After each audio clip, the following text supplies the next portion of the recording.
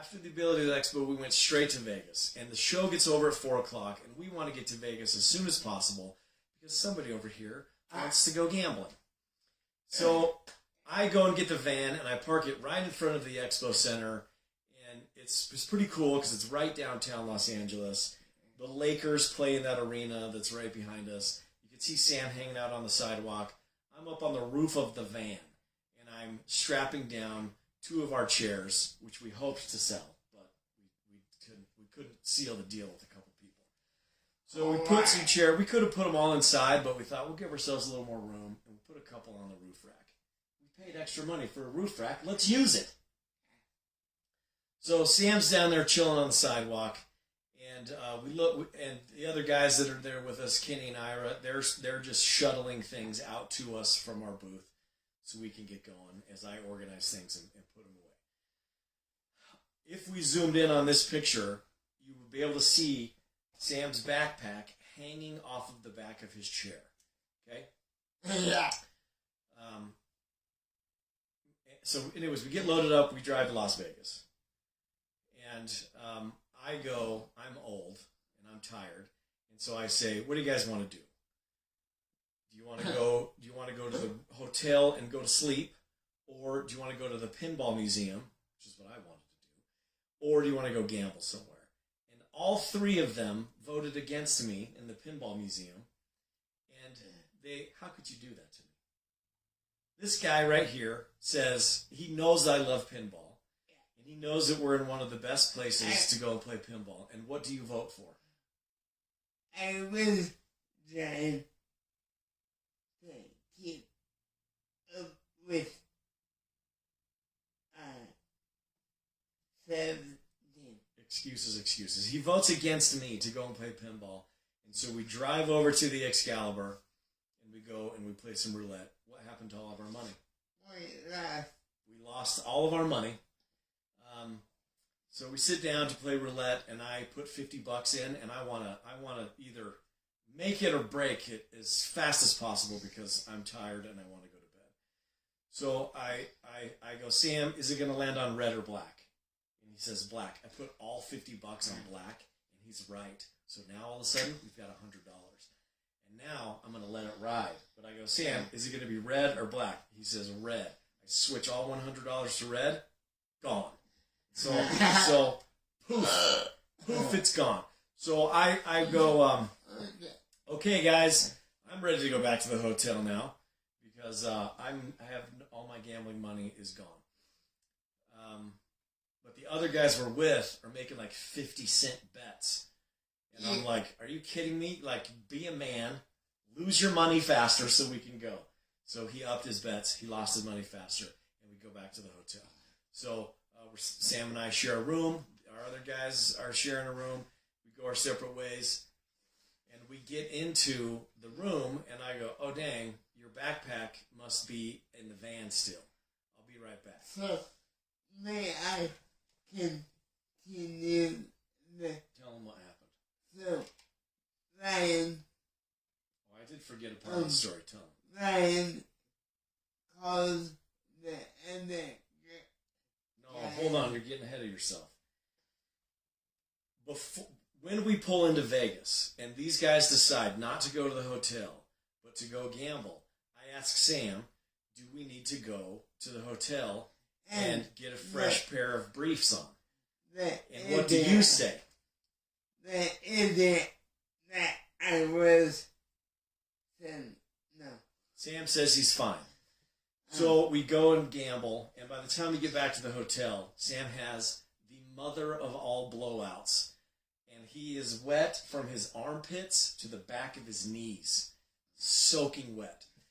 And I did ask him if I could share this story, because for some people it would be embarrassing. But you said what? Yeah. He said, yes, I could share this story. So, So I call the guys. I go out in the van, and I can't find, it's a mess, but I can't find this backpack. The reason I need the backpack is because it has prescription medicine in it that Sam takes. Every morning he has pills that he takes, a cocktail, and every evening he has another cocktail that he takes. And, every night. you know, I imagine they're important. They were prescribed by a doctor, right? Yeah. I can't find this backpack, so I call the other guys, And and I'm like, calls is it in your room? my, he calls my mom at It was very late at night. very late. So the other guys come outside to the van, and by the time they get there, I've thrown almost everything out of the van because I'm so annoyed. And they look too, and I'm like, if it's in there, I'm blind. They go in there, it's not in there, and so this behind me is the last known photograph of Sam's backpack, and we can only assume that someone walked by and slipped it off the back of his wheelchair and stole it. Because we're a couple of bozos from Utah, and we don't think, like, you know, I can go to sleep with and not lock my door at night, and everything's fine. But and then all of a sudden you take us to urban downtown Los Angeles, where there's a large homeless population, and you got to keep your guard up. But I learned my lesson the hard way, and I let Sam's backpack get stolen. So no prescription pills. There was also some other important things in there. But that was the most important thing, were the prescription pills. So at like 11:30 Vegas time, 12:30 a.m. Utah time, I call Sam's mom, and I'm like, the backpack is stolen. I don't have his pills. What do I do? Like, do I have to go somewhere in the middle of the night to an Instacare or something, and, you know, I don't know what's going to happen to him without these pills. And she goes, if he had his pills last night, he'll be fine. But what I didn't tell her was about the mother of all blowouts, okay? And Sam sits on a... Oh, here's an image of a guy stealing your backpack. Good, we have a good illustrator, right? So this is an image of the seat, the special air-filled seat that Sam sits on. And when he had the mother of all blowouts, this thing got filled up with liquid. And when I took the cover off... Niagara Falls, man. Niagara Falls.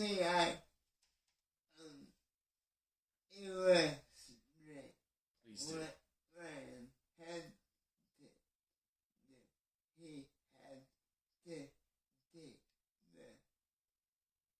The cushion in the shower. Yes. Rub that cushion with him.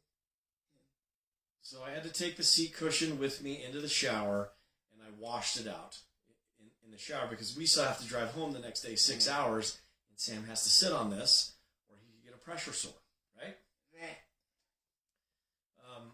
So I wash it, and then I have to dry it because we got to go early the next day, and by now it's around midnight. I also should mention that I haven't slept for like 3 days before this because sharing a room with Sam is like sharing a room with a man in the iron lung, all right? Hey, Darth Vader, are you getting enough sleep over there? He breathes really loud. But then, as soon as you get used to that and you start dozing off to sleep, he stops breathing completely. And it goes silent. And you're over there going, 1, 1,000, 2, 1,000, 3, 1,000. And you're thinking, he's gonna start breathing in any minute now. And then I'll clap my hands. And he'll go, take this big, deep breath in. And it's like he's screaming and breathing in at the same time somehow. Not many people can do that, but Sam can. Okay, so I'm tired, all right? I'm like, and now I'm upset because I let my guard down and this backpack got stolen. And so I'm in the shower, I'm hosing this thing out, and then I go to dry it. And all of those little cells, you can see how there's a bunch of individual cells, but they're connected at the bottom. Some of them are stuck together. And so, in order to run a towel up and down the columns and rows of this thing, I'm pulling them apart, the ones that are stuck together. And I get about halfway through, and I pull it apart, and it rips a hole. Oh, no. One of them rips a hole in the one next to it. Not like a little pinhole, but it's like a hole, a decent-sized hole. So now if he sits on it, all the air goes out, and he's just sitting on a piece of wood, which is underneath this thing. So I get dressed, I get out of the shower, I get dressed, I'm at the end of my rope, and I go, Sam, I've got to run an errand. So just go to sleep, and I'll be back in a few minutes. He goes to I go to the front desk. yes, I go to the front desk. goes I go to the front desk, and I go, hey, do you have any super glue? And the lady's like, they have a little store there with toothbrushes, and I thought they might have super glue. They don't have any. The gas tank is empty on the van, and I figure since I'm out and about in the evening, I'll fill it up with gas. So I go over to the gas station, I'm filling up with gas, and normally I just start the gas, and I'd go inside and I'd get something. But I'm off the strip. I'm a few blocks off the strip in Las Vegas, and it's very late at night, and I've just been robbed. And so now I have my street smarts a little bit more about me. But I'm out of patience. Completely out of patience. And I'm yelling at the van, and I'm yelling at the gas pump. And all of the other crazy homeless people that were out that time of the night were like, I better not mess with that dude. He's nuts. That dude's off the reservation. He's I was just finish. Just hurry up and finish. Yelling at the gas pump. So then I go inside, and I'm like, do you have any super glue? The guy has no super glue. I'm like, I'll go to a Walgreens. They'll have everything I need. They're open 24/7. Right as I pull up to the Walgreens, they're closing. Dude outside's like, they're closed. They said something about they're short on staff. They can't stay open all night. So I get in the van again. I drive to another gas station. I walk in, and the lady's like, can I help you find some? I go, I need super glue and unlubricated condoms. Really what I needed is a bicycle tire repair kit to fix this thing.